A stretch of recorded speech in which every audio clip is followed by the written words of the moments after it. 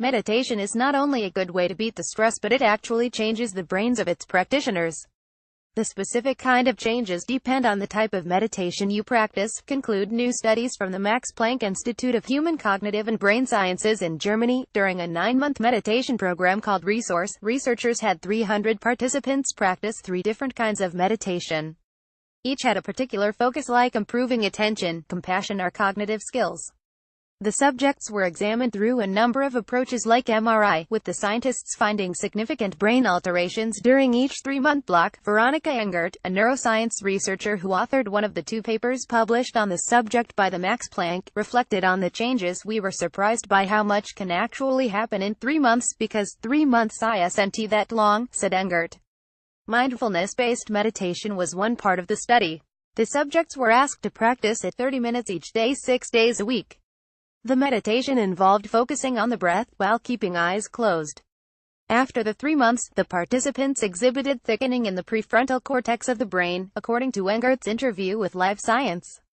That is the area responsible for complex thinking, attention, and personality. Another focus of study was a 3-month session based on socio-affective competency, involving meditation geared towards compassion, gratitude, and dealing with difficult emotions.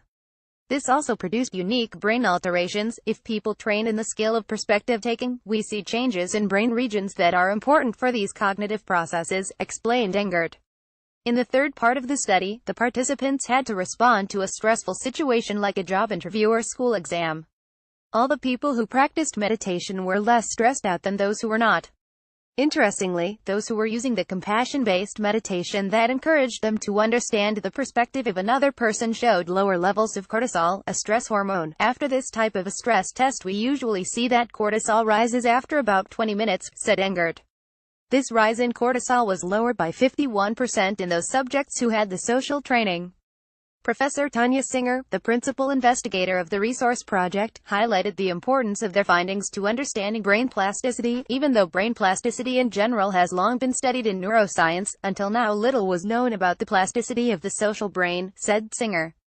Our results provide impressive evidence for brain plasticity in adults through brief and concentrated daily mental practice, leading to an increase in social intelligence. She pointed out that empathy and compassion are crucial for the welfare of our society, leading to cooperation and conflict resolution. Perhaps meditation practices can play a role in spreading these important skills. You can read the papers published by the Institute on the subject here in Science Advances.